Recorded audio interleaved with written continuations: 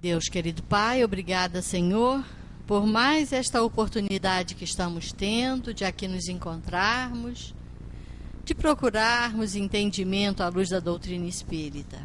Abençoa-nos, Senhor, e que a nossa irmã que fará uso da palavra receba a inspiração desses amigos espirituais que por certo aqui se encontram.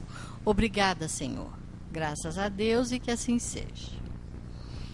E com vocês, Celi Machado, né? Dá sequência aos estudos.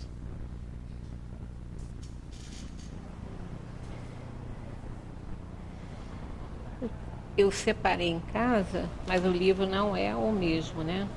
O que você quer ver quando? Eu já nem... Qual foi a questão que parou? Que eu já nem me lembro. É.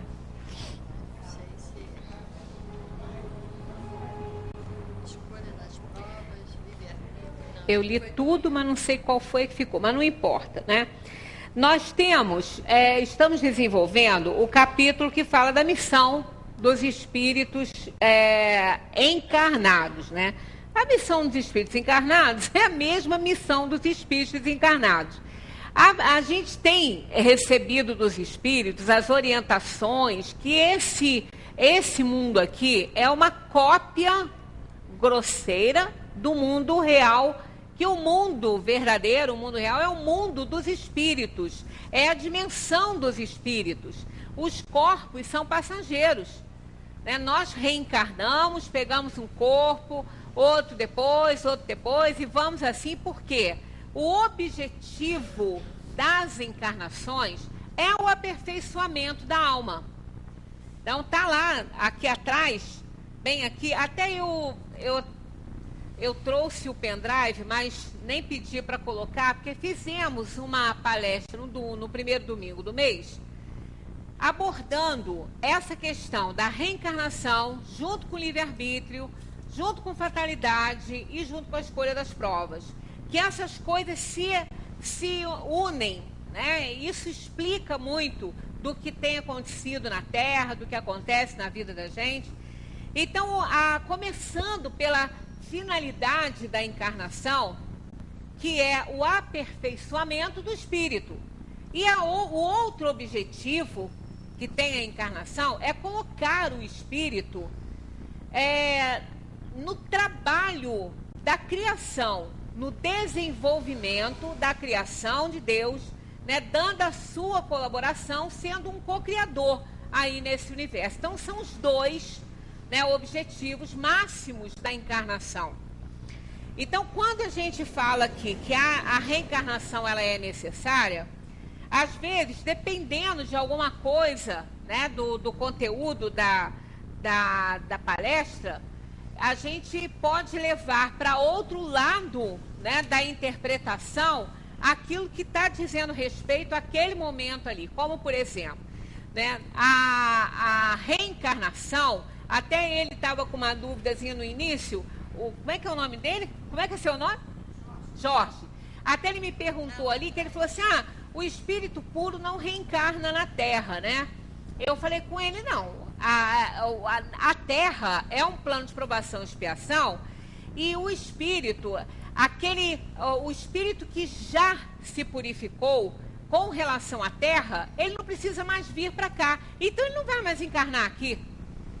Não tem mais o que fazer aqui, a não ser que ele tenha o que está sendo tratado no assunto de hoje, uma missão a realizar na Terra. Até ele estava com a dúvida se Kardec encarnou ou reencarnou na Terra. A questão de encarnar e reencarnar é que o re aí mostra as encarnações múltiplas, né? Reencarnar é encarnar de novo, né? É voltar à Terra ou a qualquer mundo. Então, Jesus, por exemplo, ele não reencarnou na Terra, mas na Terra. E não estou me referindo a outros mundos.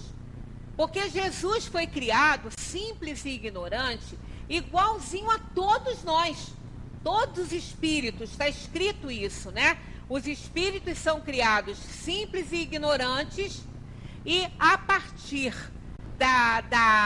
do selo divino, não é, que ele ganha com o livre-arbítrio, o poder de escolher, ele vai então fazendo as suas escolhas e vai evoluindo. Isso, ele vai passar por mundos primitivos, por mundos de provação e expiação como o nosso é. A Terra, ela é muito novinha. Ela, em contexto universal, ela é um bebê, né? No contexto universal, a Terra é um bebê. Então, quando a Terra estava pronta para receber a vida, tanto orgânica, né, quanto a vida inorgânica, tudo que existe, a Terra era aquela bola de fogo, né? Quando ela ficou pronta, quando ela ficou apta a receber a vida, aí os espíritos, após toda a organização, né, da parte vegetal, de toda a parte do reino mineral, vegetal, aí veio o reino animal e também o reino dos homens. Então, a vida surgiu na Terra em vários pontos ao mesmo tempo. Não foi num ponto só. Daí, a diversidade que nós temos de etnia. A raça é uma só, que é a raça humana. Nós não temos raça, 2, 3, 4, raça vermelha, raça negra, raça branca, não. A raça é uma só, é a raça humana. Isso é a raça. Agora, nós temos a variedade étnica. Então, nós temos a etnia negra, a etnia branca, vermelha, dos índios, mas são todos da raça humana. E essa diferença, né, essa diferença étnica, ela está ligada às regiões, às formas, né, às condições regionais. Então, aquela vida que se desenvolveu ali na linha do Equador tinha que ser muito resistente ao sol, ao calor, porque é muito quente, né? A linha do Equador é muito quente. Aquela etnia que se desenvolveu mais para os polos, né?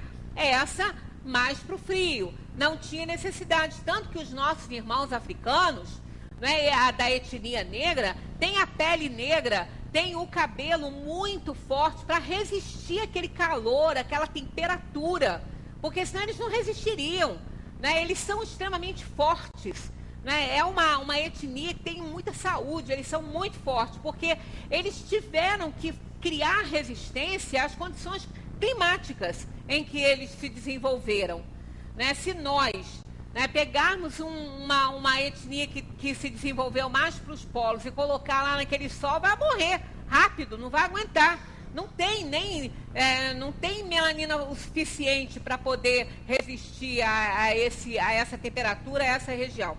Então, a vida foi surgindo em vários pontos ali do planeta, né? Então, os espíritos que estavam reencarnando na Terra naquela época, eles não estavam reencarnando na Terra, eles estavam encarnando aqui. Porque reencarnaram em muitos outros mundos, ou até mesmo em mundos primitivos. Então, na Terra, é difícil a gente ter um espírito encarnando pela primeira vez aqui. É difícil ter. Não impede, não há impedimento para isso.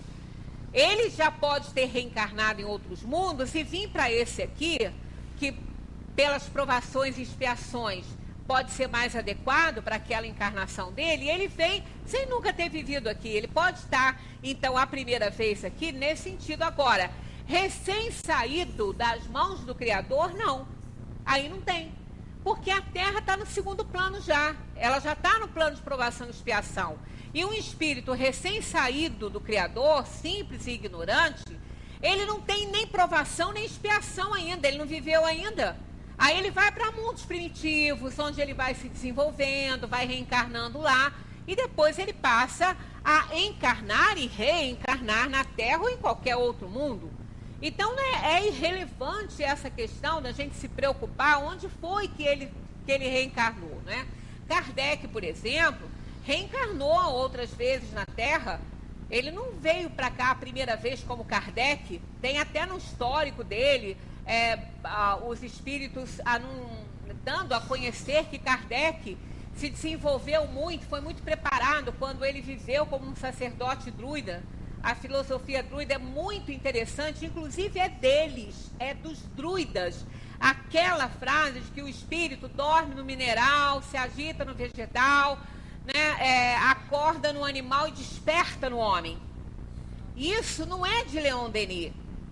Tem, na literatura, vem dizendo que é dele. Mas não é dele. Ele que resgatou. Leon Denis, ele recuperou isso. Ele resgatou essa frase, esse texto dos druidas. Porque quem for pesquisar a filosofia druida vai encontrar isso lá. Muito antes de Leon Denis. Né? Isso está lá na filosofia druida. Lá Kardec foi preparado para essa missão que ele teria na Terra, né? De codificar a doutrina dos espíritos. Então ele reencarnou aqui na Terra antes e depois não sei, né? Kardec tem pouquinho tempo, mas isso não importa. Agora, o espírito puro com relação à Terra, sempre lembrando disso, puro com relação a um determinado plano, porque a pureza absoluta não existe para nós. Só Deus é perfeito e absoluto, né? Só Deus. E nós vamos ter sempre uma perfeição relativa ao mundo em que nós estivermos vivendo. Então, aquele espírito que já tiver com uma evolução pronta, né, perfeito com relação à Terra, ele provavelmente não vai encarnar mais aqui. Não vai reencarnar e nem tampouco encarnar. Jesus encarnou uma vez. Ele veio aqui, então ele não reencarnou na Terra, ele encarnou, porque ele teve na Terra, ele teve uma só. Ele teve uma encarnação só aqui na Terra. Porque quando a Terra estava pronta, ele foi designado para fazer a supervisão e a coordenação desse planeta. Ele foi entregue a ele essa tarefa, essa missão. A gente não está no capítulo que fala missão dos espíritos? Pois é, os espíritos têm missões a cumprir, né? E a missão deles é coordenar planetas, coordenar qualquer coisa, trabalho, né? Então Jesus foi aquele espírito que foi escolhido para fazer essa coordenação aqui do planeta, do nosso planeta. Então, para isso, ele tinha que ser perfeito com relação a esse planeta. Ele tinha que ser perfeito, porque ele não podia estar igual a nada aqui, né? Ele tinha que estar superior a tudo isso. E ele tinha os seus prepostos, os seus ajudantes, tanto que aqueles que foram precursores do Cristo, né, Forri, Lao Tse, aqueles que vieram antes do Cristo, trouxeram os mesmos ensinamentos que depois o Cristo veio trazer. Mesma coisa. Em outras palavras, mas a mesma coisa. Não é? Era uma linha de pensamento de Confúcio, fazer aos outros aquilo que você quer que seja feito a você. Isso, a filosofia dele, o confucionismo, é baseado nisso. Fazer ao outro somente aquilo que você quer que seja feito a você. Então, isso aí o Cristo veio mostrar, veio ensinar. Amar a Deus sobre todas as coisas, ao próximo como a si mesmo. Que foi quando ele reuniu nos 2 mandamentos os 10 que Moisés trouxe. Então, quando ele fez essa união de todos nesses 2, é a mesma coisa que amar, que desejar para o próximo aquilo que você deseja para você. É a mesma coisa, amar a Deus sobre todas as coisas e ao próximo como a si mesmo. Então, você amando o próximo como você se ama, você só vai desejar coisa boa para ele, porque você não vai querer nada ruim para você também. Então, todos esses precursores, essas almas, né, iluminadas que vieram antes do Cristo, trouxeram as verdades do universo. O Cristo também não veio inventar nada, não. Ele trouxe as verdades universais do Criador do universo, né? As leis universais. Então, todos os espíritos vão evoluindo, vão trabalhando para isso, né? Para se tornarem perfeitos com relação aos mundos em que eles estiverem vivendo. Daí, às vezes a gente fala que um espírito puro não vai reencarnar aqui. Isso não vai se ele não tiver uma missão a cumprir. Se ele tiver uma missão a cumprir, ele vai. Né? Kardec era puro. Não sei. Kardec era um bom espírito, né? Ele era um espírito assim superior à vida dele, deu todo esse testemunho e ele trabalhou pela causa que ele abraçou. Então Kardec foi um exemplo de honestidade, correção, de trabalho, de perseverança, né? Como era difícil tudo naquela época, ele nunca desistiu, ele entregou inclusive até a reputação dele para isso. Há quem diga na história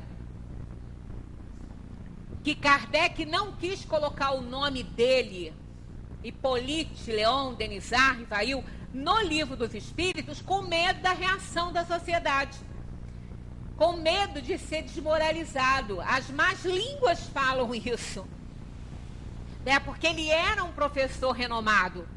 Kardec era respeitadíssimo, né? Preparado, competente mesmo no que ele fazia e com uma moral ilibada. Kardec era correto, ele era uma pessoa, tanto que Kardec tinha até as dificuldades, né, todas dele na parte econômica, porque ele nunca visou esse lado, né? Ele visava o lado do trabalho dele, era professor e trabalhou muito e conhecedor de várias ciências.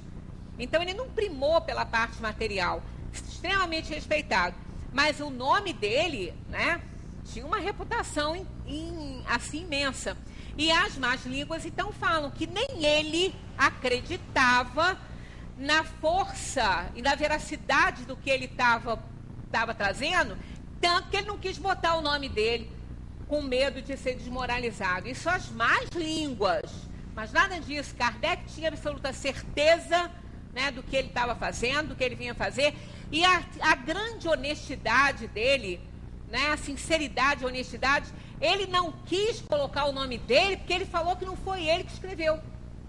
Ele falou, eu não posso dizer que a obra é minha, porque ela não é. A obra é dos espíritos, ela não é minha. Eu apenas arrumei, eu apenas dei código à mensagem, né? Por isso que ele é o codificador. Ele codificou a mensagem dos espíritos que vinham através dos médiuns, espalhados pelo mundo. Cerca de mais de 1.100 espalhados pelo mundo. Então ele falou, como eu posso assinar uma obra que não fui eu que escrevi? Então ele era tão correto, tão digno, que ele falou, não, eu não vou colocar o meu nome nisso, porque não fui eu que escrevi. Aí foi orientado pelos espíritos a colocar então o pseudônimo Allan Kardec, que foi o nome que, segundo esses mesmos espíritos, disseram que ele havia incorporado quando ele foi um sacerdote druida. Na época dos druidas, ele se chamava Allan Kardec. Então, eles o intuíram, eles disseram que ele deveria, então, usar esse nome, porque foi naquela encarnação, no meio dos druidas, que ele terminou todo o preparo para trazer esse trabalho grandioso para a gente, que foi a codificação espírita. Então ele fez isso, quer dizer, não era porque ele tinha medo, ele sabia do sucesso, ele sabia do que ele estava fazendo, mas ele não tinha nada a receber com isso, a não ser, né, o bem que isso traria para a humanidade, como trouxe, né, como a gente lê, quando nós lemos o Livro dos Espíritos, quando nós tomamos contato com essa obra, quando a gente termina, a gente não é mais a mesma pessoa, a gente não tem mais o mesmo ponto de vista, a mesma visão. Ainda eu falo, para mim isso, não sei se vocês falam, como eu não conheci antes, né? A bênção de conhecer a doutrina espírita, para mim foi enorme, foi muito grande. Mais ainda eu quis trabalhar na divulgação dessa doutrina, desse conteúdo maravilhoso, né? Porque para mim foi assim fundamental para a minha vida. Então ele sabia de tudo isso. Os espíritos sabiam a quem estavam entregando esta empreitada, digamos assim, né? E Kardec foi incansável, né? Ele foi até o fim, inclusive mais do que devia, porque ele foi avisado pelos espíritos que ele precisava descansar um pouco, que ele precisava de se cuidar, porque ele estava tendo problemas, e realmente ele não atendeu, porque ele era frenético nisso aí, né? Ele era incansável nesse trabalho. Então, Kardec, um espírito com relação à Terra, podemos dizer até que bem superior com relação à Terra. Né? Mas agora, se ele vai reencarnar na Terra, novamente não sei. Se ele vai reencarnar aqui, não sabemos. Né? Se vier para a Terra, com certeza vai vir com uma grande missão. Não é? Como tão grande foi a missão dele como professor Leon Hippolyte. Então, a gente tem que fazer essa diferença. Não é que um espírito puro não possa reencarnar na Terra. Né? Ele pode, porque ele pode ter feito o seu aperfeiçoamento, uma grande parte dele aqui na Terra, alcançou um nível de perfeição relativa a esse planeta e agora vir dar a sua contribuição, dar a mão a todos aqueles que aqui estão. Aliás, muitos fazem isso. Muitos fazem isso. Muitas vezes um espírito de escola vai reencarnar na Terra, ou encarnar, se ele não teve aqui ainda, ele vem, né, ele pode para ajudar, e aí ele até é questionado, mas como? A Terra sim, porque lá há necessidade, né, de bons exemplos. Se nós tivermos só reencarnantes aqui do jeito que a gente vai aprender o quê?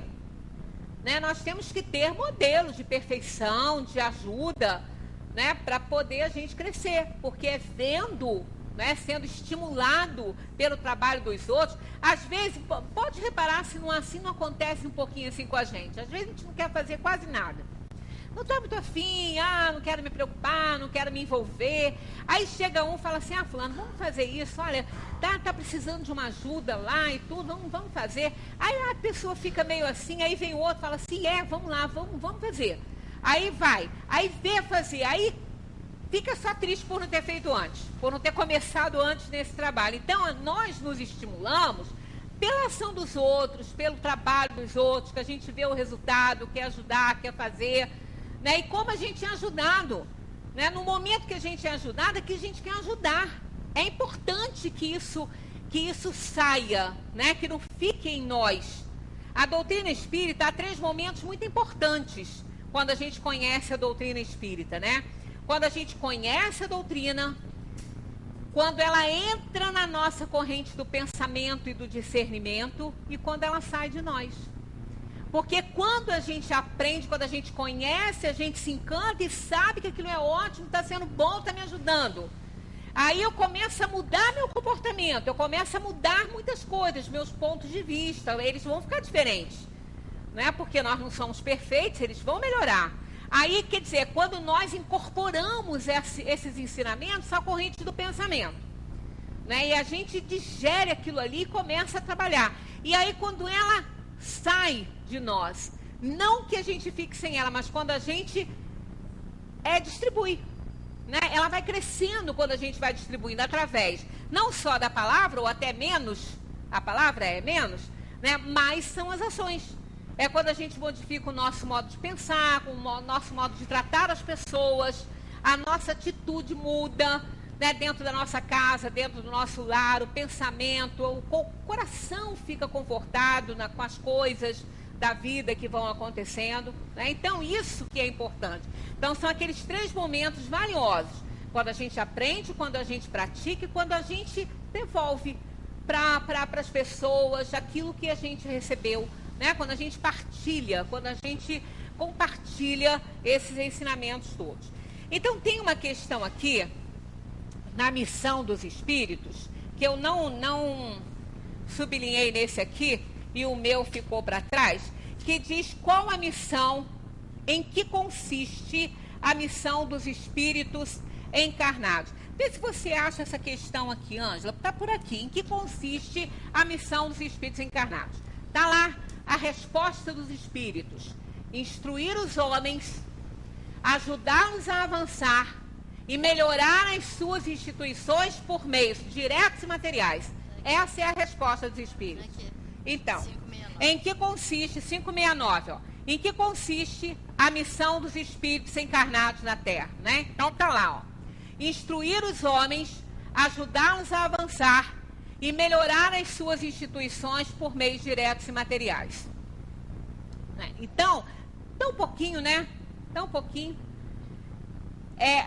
Agora, pensemos nesse conteúdo aí, né, nesse resumo aí, nessa síntese aí. Em algum momento, a gente está lendo ali que nós viemos para o nosso puro e egoísta desenvolvimento, para a gente satisfazer a nós mesmos. Não tem isso ali. Tem instruir os homens, a humanidade, os homens de uma maneira geral.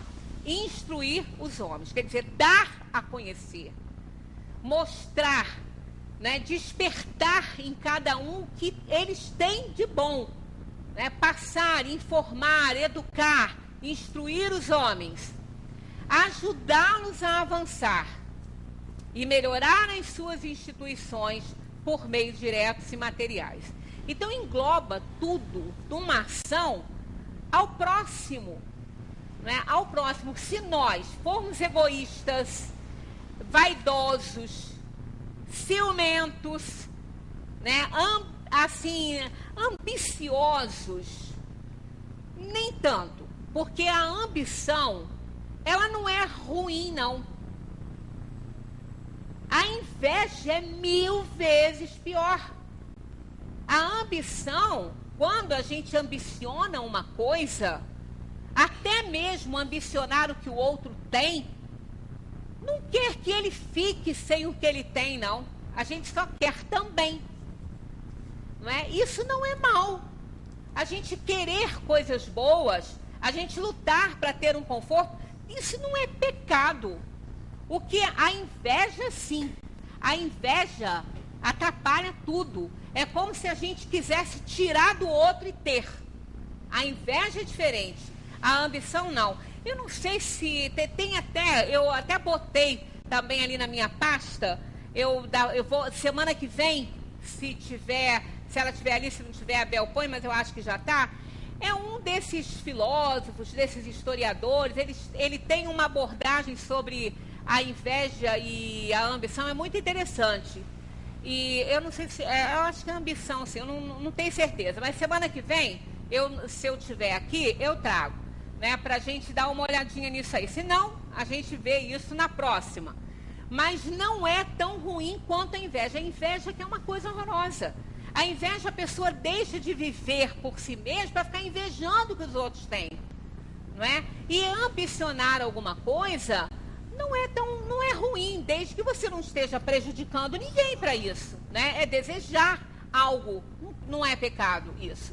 Só quando você transgride a lei, quando você prejudica as pessoas, aí sim. Do contrário, não. Então, quando a gente tem essa parte, se nós tivéssemos isso aí bem enraizado em nós, essa missão dos espíritos encarnados, e olha que dentro desse conteúdo não tem limite aí, assim, só os acadêmicos, só os doutores podem fazer isso. Não. Instruir os homens, ajudá-los a avançar e melhorar suas instituições por meio de materiais. Qualquer um pode fazer isso. Dentro da sua competência, dentro daquilo que ele sabe, qualquer um pode fazer isso. Não existe ninguém nessa vida que não possa ser útil de alguma forma, que não possa ajudar de alguma forma. Né? Porque nós não podemos esquecer que nós somos espíritos reencarnados. Nós já vivemos outras vezes, podemos até dizer que inúmeras vezes, porque a gente não pode contar quantas vezes viveu. E viemos nessas vidas adquirindo conhecimentos, né? Melhorando, procurando o aperfeiçoamento, aprendeu muito. Que pode ser que na atual encarnação, alguns conhecimentos não estão em nosso nível de consciência para essa vida atual por uma questão kármica. Mas não quer dizer que não os temos. A gente tem. E isso está intuitivo em nós. Tanto que às vezes a gente conversa com uma pessoa que ela não tem nenhuma instrução acadêmica, né? Ela tem muita educação, porque isso não está ligado ao conhecimento, né, direto, assim, de uma informação acadêmica. Ela tem educação, ela pode, às vezes, é até uma pessoa que não sabe nem escrever direito, mal sabe assinar o nome. Mas quando a gente conversa com aquela pessoa, ela tem uma sabedoria ela tem um conteúdo de vivência, de experiência, não só dessa, quanto de outras vidas, que ela até nem às vezes entende isso, né? Então, são espíritos que estão em provação, em expiação, para poder resgatar o passado. Então, estão com muitos conhecimentos velados. Mas no arquivo mental, eles estão presentes. E vem na forma de intuição, quando há uma palavra necessária para alguém, aquilo chega. Às vezes, um conforto ou a resolução de um problema vem de quem a gente menos espera, por ter pouco conhecimento, né? Por ter pouca informação acadêmica. Às vezes a gente fala, o que pode oferecer? Né? Não é bem assim. Todos podem, não existe ninguém que fique inútil, né? Que seja inútil, que não tenha nada para oferecer. Todo mundo tem. Então, a missão dos espíritos encarnados na Terra está dentro disso aí. Quando nós fazemos isso, olha só, a pessoa para fazer cumprir essa missão aqui do espírito encarnado, ela não pode ser egoísta, ela não pode ser invejosa, ela não pode ser orgulhosa. Se ela for, ela não consegue cumprir isso. Ela não consegue cumprir. Por quê? Como que ela vai ajudar alguém se ela é egoísta? Ela não vai. Ajudar a avançar, se ela quer tudo para ela? Não vai. Né? Melhorar a instituição, ela melhora a dela. A do outro que fique para lá, ele que melhore. Né? Então, se ela for egoísta, orgulhosa, egoísta, ela não vai fazer. Ela não vai cumprir essa tarefa importante do espírito encarnado na Terra. E todos eles recebem. Até Kardec aqui tem uma que ele faz uma pergunta. A missão corresponde assim a alguma coisa grandiosa, né? Os espíritos dizem que sim. As nossas tarefas estão mais ligadas aos deveres, né? Aquilo que nós temos que cumprir no dia a dia, que nem sempre estão todos determinados. A gente sempre lembra que as escolhas que nós fazemos são escolhas, assim, que podem interferir muito no nosso aperfeiçoamento. Agora, como nós vamos lidar com essas escolhas que já fizemos, isso aí vai depender do livre-arbítrio. Não existe destino pronto para ninguém. Não é? Se eu escolhi uma determinada profissão para poder desenvolver aqui na Terra, eu não escolhi como eu vou fazer isso, como eu vou lidar com essa profissão. Ela vai chegar, eu vou me qualificar, eu vou me classificar muito bem dentro dessa escolha que fiz, mas como eu vou agir dentro desta profissão, aí vai ser o meu livre-arbítrio mandando. Eu vou fazer minhas escolhas. Eu vou saber o que eu vou fazer. Com certeza eu não escolhi nada ruim. Não é? Eu não escolhi nada ruim. Principalmente na área da medicina, digamos assim. Que é uma profissão difícil, né? É complicada. Aquele que escolhe essa tarefa, essa missão aí na Terra, sabe que vai enfrentar muitos problemas, né? Então, aquele que escolheu isso para auxiliar, para ajudar as pessoas, para melhorar a qualidade de vida das pessoas, ele chega aqui, ele muda o pensamento dele, a coisa está acontecendo, ele fez essa escolha. Agora, como ele vai agir com a escolha que ele fez, vai depender da escolha que ele está fazendo aqui, agora. Não é a que ele fez antes de reencarnar. Ele escolheu essa profissão. Como ele vai desenvolver essa profissão, fica a critério dele, do livre-arbítrio dele. Às vezes ele bota a perder, né? Porque ele veio para auxiliar, para melhorar, para ajudar as pessoas, melhorar a condição de vida das pessoas. Porque o médico, ele não tem tarefa de curar ninguém. Essa não é a tarefa dele. Ele tem tarefa, a tarefa dele é melhorar as condições dessa pessoa, as condições de saúde, as condições de vida. Não está no poder dele curar ninguém. Ele é um instrumento para que isso possa acontecer. Mas esse não é o objetivo dele. É melhorar a qualidade de vida daquele paciente, que muitas vezes é a cura. Ele pode, com o trabalho dele, até colaborar para a cura, mas essa não é a tarefa dele. Tanto que nem sempre acontece, mas sempre ele pode melhorar a qualidade de vida de um paciente. Sempre ele pode fazer isso. Ele vai fazer isso com o seu carinho, com o seu cuidado, com as suas prescrições médicas, né, com a farmácia que está aí auxiliando e às vezes atrapalhando, mas não interessa, a intenção é que vai valer. Então, a tarefa dele é essa, é melhorar a qualidade de vida, da saúde das pessoas, e não curar. Então, se ele se desvirtua disso, se ele quer ficar rico nisso aí, com essa profissão dele, só visa isso, ele vai deixar de atender uma pessoa porque ela não pode pagar, aí já é outra história. São escolhas que ele está fazendo dentro daquela escolha da profissão que ele fez. Então, os detalhes não estão escolhidos, né? Está escolhido o principal. Mas o detalhe a gente vai fazer com o nosso poder de escolha. Então, as tarefas nos são dadas, nós escolhemos essas tarefas, essas missões, né? Porque um espírito assim aperfeiçoado, que vem numa missão importante, ele não precisa nem impor isso a ele, é um prazer para ele, né? É um prazer para ele auxiliar os outros, porque se ele está num patamar alto, se ele é um espírito da ordem já dos bons espíritos, o que mais ele quer é que todos aprendam, que todos se beneficiem, né, dos ensinamentos, do trabalho de outras pessoas para também melhorar. Não tem mais egoísmo na linha do pensamento deles. Então, as tarefas são menores, né? As tarefas, os deveres, cada um tem o seu, e as grandes missões ficam por conta de espíritos elevados que já podem fazer isso, né? Aqui, ó, os espíritos que têm missões a cumprir, cumprem-nas em estado de encarnado e desencarnado? Tanto faz, depende, né? Ele pode cumprir encarnado, desencarnado, isso não importa, importa que elas sejam cumpridas.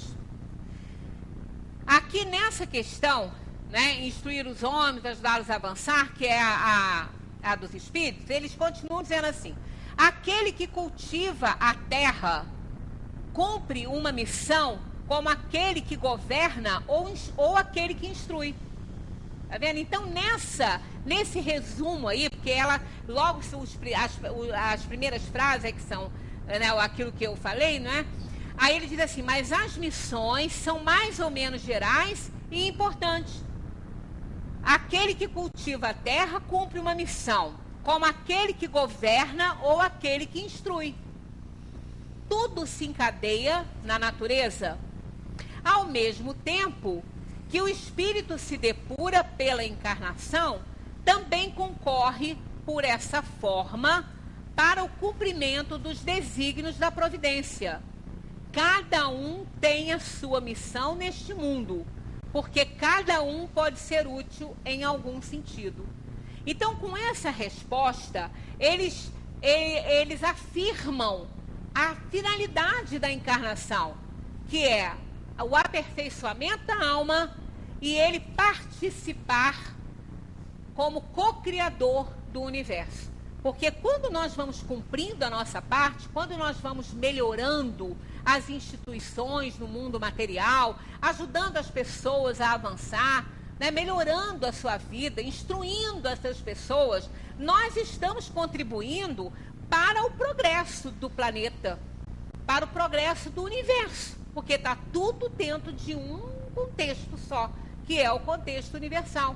Então, quando cada um faz a sua parte, cada um está contribuindo com Deus, né, na manutenção desse universo. Pois se tinham o direito de escolha, tem uma outra aqui antes, ó. Qual pode ser a missão de pessoas voluntariamente inúteis na Terra? Né? Mais uma vez eu chamo a atenção para a questão do advérbio, né? Faz toda a diferença aqui, olha só. Qual pode ser a missão de pessoas voluntariamente inúteis na Terra? Porque existem pessoas incapazes. Elas não são inúteis por vontade, elas são incapazes por uma necessidade kármica. Uma pessoa que tem uma deficiência grande, uma deficiência cerebral, ela vai ter utilidade dela, claro que ela vai, mas ela não vai poder contribuir com a sua parte intelectual, porque neste momento da vida de espírito dela, encarnado, ela está com uma aprovação e uma expiação num corpo debilitado. Então, ela não vai poder dar essa contribuição. Então, parece que é uma vida inútil, né? A vida daquela pessoa que está numa cama, que está numa cadeira de rodas. Não, de jeito nenhum. Não há nada inútil na Terra, não há vida inútil na Terra. Sempre há uma utilidade, se não está, principalmente para quem está naquela situação, que está provando e espiando. É por isso que a doutrina espírita ela é contra a eutanásia. Em qualquer situação. A eutanásia não tem desculpa, mas não tem nada dentro da doutrina espírita que possa afirmá-la, que possa aceitá-la e até recomendar, de jeito nenhum. Até o último minuto da vida de alguém, esse alguém pode mudar. Ele pode, no último minuto de vida, mudar no seu foco aquilo que ele não fez uma vida inteira. Então, para o ser humano, a eutanásia jamais pode ser recomendada, porque ele está em provação e expiação, ele tem um karma para ele cumprir. Ele está naquela situação por uma necessidade kármica, não pode ser interrompido de maneira nenhuma. O que é diferente do animal, que a gente não vai entrar nesse mérito agora, porque vai vir aí o reino animal, nós vamos falar sobre isso, é diferente. Animais não têm karma para cumprir. Não vamos fazer do animal um ser humano, que ele não é. Né? Ele está no reino da inteligência inferior. Então, nós vamos falar sobre isso um pouco mais à frente, quando vier aqui os 3 reinos. Né? Nós vamos abordar isso. Mas no reino hominal, não se recomenda de forma nenhuma a interrupção do sofrimento de alguém. Se ele tiver com uma doença incurável, ele tem que tratar até o fim, ele tem que buscar todos os meios, mesmo ele sabendo que ele pode não ficar bom, que a probabilidade de ele se curar é mínima, não interessa. Ele tem que ir até o fim, porque ninguém sabe o que é que está reservado para nós.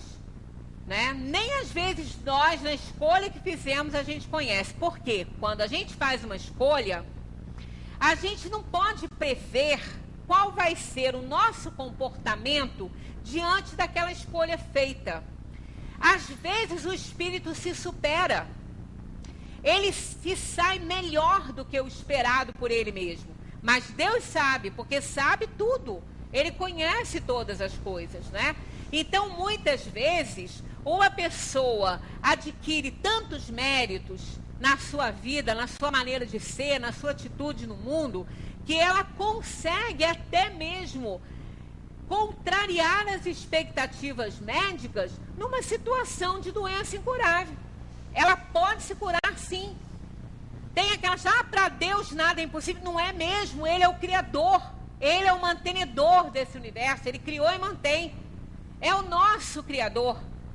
Então, ninguém é capaz de saber, não, mas o médico falou, tem tanto tempo de vida. Tá, eu já contei aqui uma história, 4 meses é o nome dessa história, eu não reli há pouco tempo, então não lembro muito bem, mas eu sei que foi dado à mulher 4 meses de vida para ela. Ela teria 4 meses para fazer tudo que ela queria. Essa é outra que eu vou anotar para trazer para a gente aqui analisar, é muito interessante. A pessoa que escreveu estava chegando no velório dela, do sepultamento dela. A pessoa que escreveu a crônica. E ela começa contando isso, que a mulher foi ao médico, ele disse que ela tinha 4 meses de vida. Então ela chamou depois, ela pediu que os médicos não escondessem nada. E hoje em dia não esconde mesmo. Tem prós e contras isso, né? Porque muitas vezes a pessoa não está apta a receber uma notícia dessa, pode cometer um pecado aí se receber um diagnóstico assim de um médico. Mas parece que está fazendo parte aí do Conselho de Medicina não esconder nada do paciente.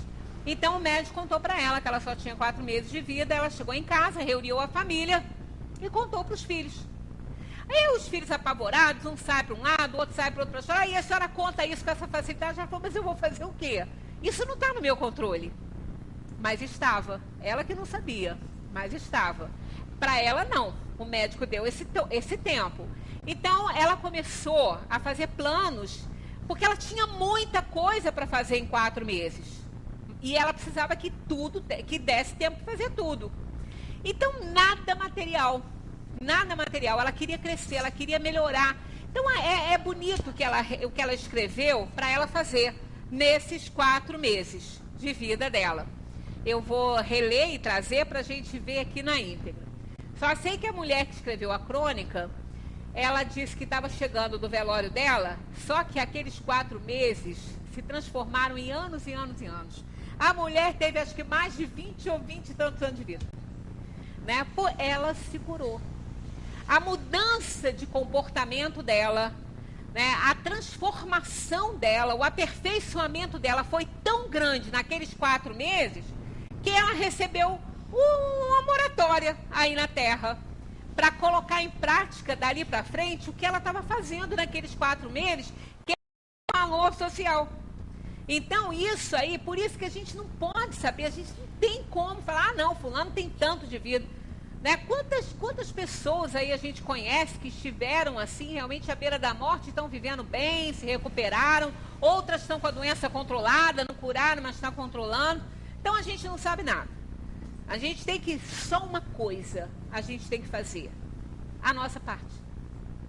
Isso a gente tem que fazer em qualquer situação. É a única coisa que a gente pode fazer isso. É a parte que nos cabe, é a nossa tarefa, o nosso dever. Porque aí sim, nós estamos nos salvaguardando, nós estamos nos salvando das consequências nefastas que podem surgir da falta de atividade nossa. Porque nós não vamos responder só pelo mal que a gente fizer no mundo. Nós vamos responder por todo o bem que a gente deixar de fazer. Porque do bem que a gente deixar de fazer, podem ter origem males que não eram para acontecer. Nós não podemos esquecer, e eu abordei isso nessa palestra de domingo retrasado, que nós não podemos negligenciar o fator humano. Deus nos deu livre-arbítrio, a gente não pode esquecer disso. O que ele determina terá que ser feito. Mas o que ele deixa a critério do fator humano vai depender do nosso livre-arbítrio. Ah, mas ele deixa? Claro que ele deixa. Ele deu livre-arbítrio a nós para quê? Para que ele fez isso? Ele fez para que a gente pudesse fazer as nossas escolhas e assumir as responsabilidades de cada uma delas, de cada ação que a gente tomar aqui nesse mundo. Então, o fator humano é importantíssimo, a gente não pode esquecer disso. E o que mais me motivou a fazer essa palestra daquele domingo, e eu vou trazer para fazê-la aqui para nós, é exatamente o fator humano que a gente esquece. Não tem destino, e nós temos livre-arbítrio, e Deus tem desígnios, Ele designa e nós escolhemos provas. Mas dentro da escolha que fazemos, existe o fator humano, a gente escolhe uma coisa, chega aqui, faz diferente. Porque decidimos assim. Ah, mas e aí, como é que fica? Como é que fica? Vamos ficar devendo. Não vamos dever. Acumulamos uma dívida que terá que ser saldada em algum momento da nossa vida espiritual. Né? Isso não resta dúvida. Nada nessa vida fica sem resposta. Não fica. Se a gente não vai responder agora, vai responder depois. Vai ter o nosso momento. Nós somos imortais. O espírito é imortal. Mortal é só o corpo. O espírito continua vivendo, sendo responsável por tudo que faz, fazendo as suas escolhas para corrigir os erros passados, para quando reencarnar, fazer melhor. E é assim que é a vida. Essa é a grande bênção de Deus para nós, né? Deus não manda desgraça nem graça para ninguém. Manda oportunidade, que nós podemos transformar em graça ou desgraça. Depende de cada um de nós. Né? Isso é o que é o fato. E isso é justo. Isso é muito justo. Eu não poderia ter a minha felicidade atrelada a de ninguém, a ação de ninguém. Agora, por causa do fator humano, pode estar no meu mapa kármico essa situação da minha melhora depender da ação de outro. Isso pode acontecer? Pode. Ah, mas então Deus é injusto? Não, não é não. Porque se a minha melhora vai depender da boa vontade de alguém, é porque eu já errei tanto lá para trás que eu me coloquei nessa condição de subordinação à ação de alguém. Né? Então, isso é justiça. Isso é justiça. Né? Você apronta tanto com fulano, que aí depois, esse fulano vai te ajudar se ele quiser. Se ele não quiser, você vai estar nas mãos dele. Mas por que você está na mão dele? De tanto que aprontou. Se agora está na mão dele. Se ele te ajudar, mérito para ele, bônus para ele, melhor e muito para ele. Mas se ele também não quiser te ajudar, ele não vai ser culpado da sua desgraça. Ele vai ter uma parcelinha de responsabilidade aí, mas culpado não. Porque se você estava na mão dele é porque algo você fez. Então não há nada, né, nessa vida que não tenha a resposta. Toda ação carrega uma reação. E tudo é consequência de um ato, de uma escolha. Nós escolhemos o tempo todo, desde a hora que a gente acorda, né, na vida atual, em cada dia, como desde o momento que fomos criados. E que Deus colocou o selinho dele lá. Nos fez a sua imagem e semelhança. Em quê? Nisso aí. Do poder de criar, de amar, com a essência do bem a ser desenvolvida por cada um.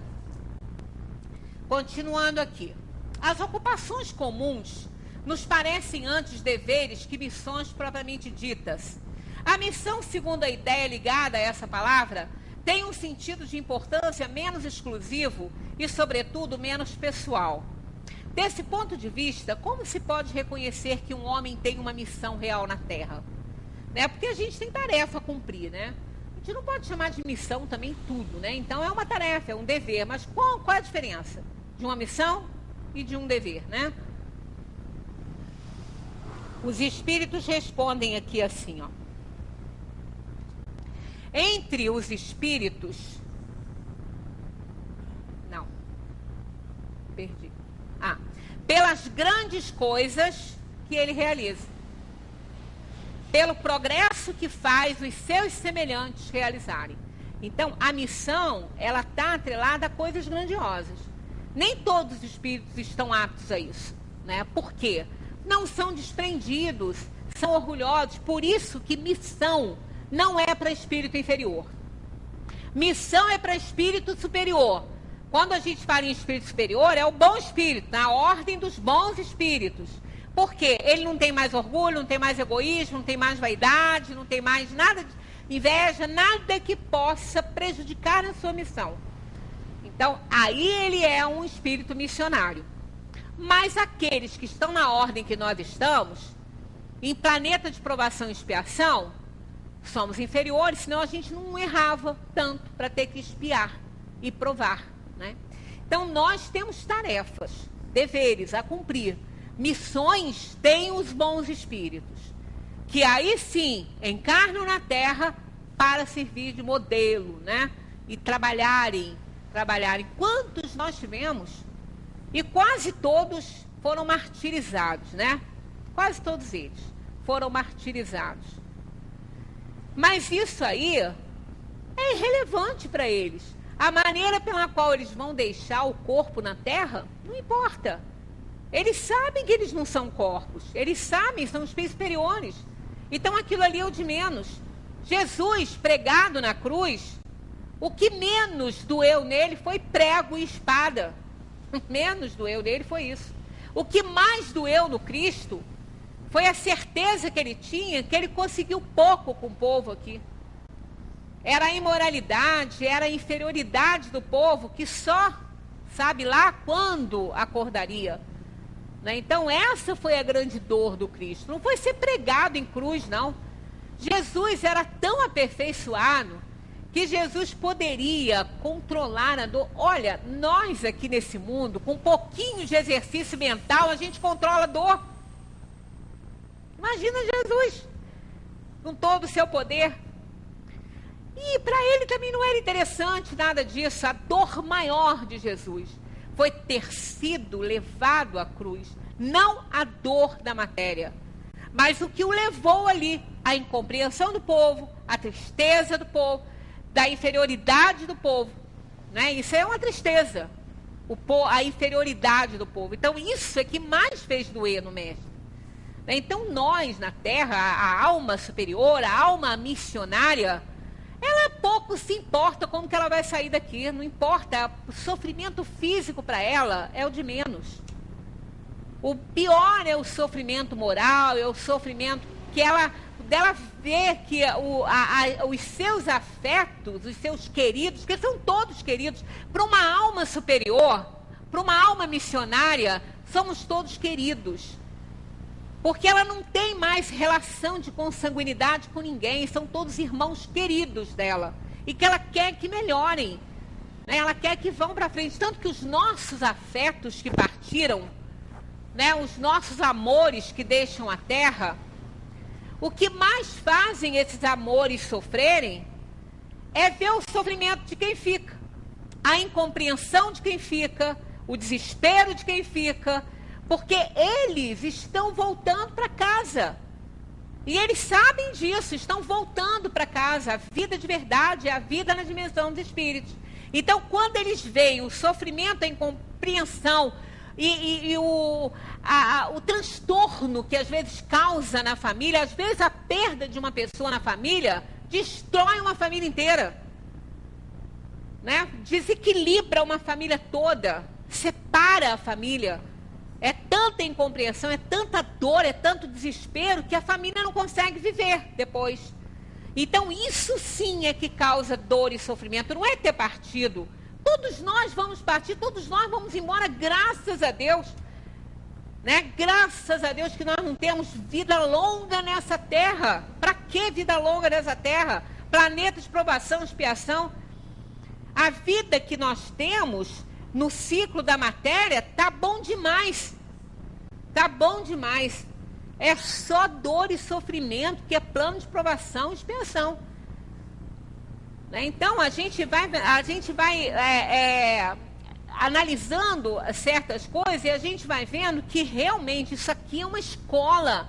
Mas é uma escola dura, bem dura. Não é moleza não, ninguém disse que ia ser fácil.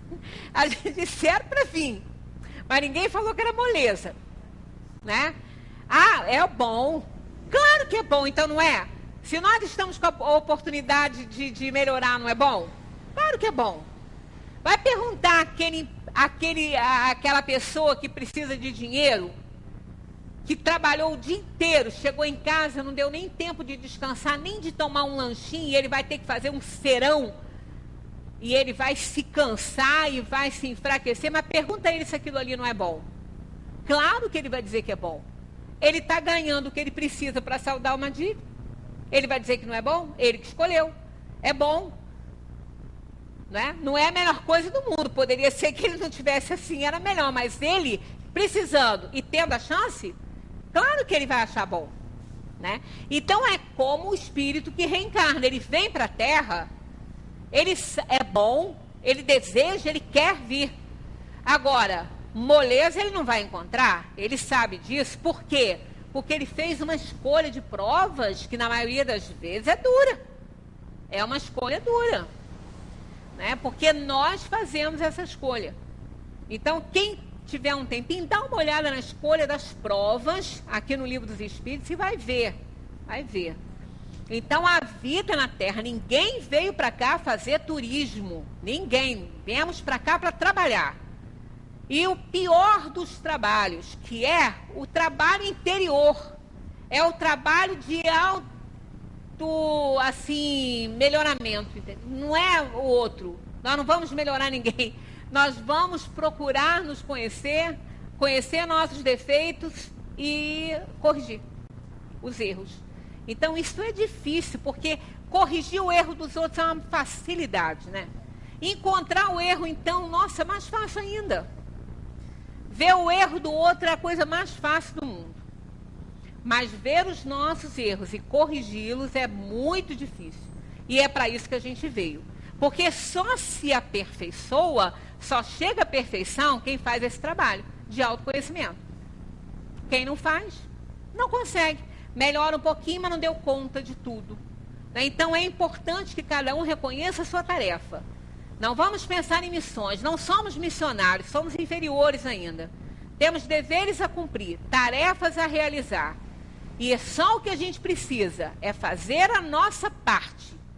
O que não está no nosso controle, não podemos fazer. Mas fazendo a nossa parte, nós já estaremos fazendo uma grande coisa. Ou melhor, tudo.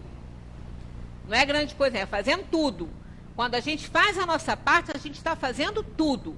Só que fazer a nossa parte também não é fácil, não. Né? Porque isso tudo está atrelado às inferioridades que carregamos. Então, às vezes, a gente não quer fazer a nossa parte porque não nos convém. Aí, azar o nosso, né? Porque precisamos fazer a parte que nos toca. Doa a quem doer. É justo? Vamos fazer. É isso que eu tenho que fazer, a nossa parte, eu vou me prejudicar, não importa, é a minha parte. É o que eu tenho que fazer. A minha consciência estará tranquila. Aí sim, aconteça o que acontecer, nós vamos dormir em paz, porque estamos fazendo a nossa parte. Então, a nossa tarefa, nosso dever é esse, fazer a nossa parte na Terra, aquilo que nos cabe. Sempre visando ajudar as pessoas. Não esqueçam dessa questão, não. 573, tá? Aquela outra que a Ângela me deu aqui era um complemento dela, que também fala sobre isso, mas a real é essa aqui, ó. 573, em que consiste a missão dos espíritos encarnados.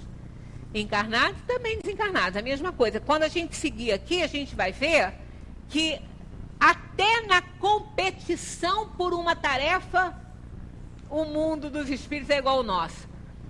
Quando a gente vai disputar um cargo, não tem uma porção para uma vaga? Sei quantas pessoas para disputar uma vaga. Lá também. No mundo dos espíritos também. As missões aqui na Terra, muitos se candidatam para realizarem.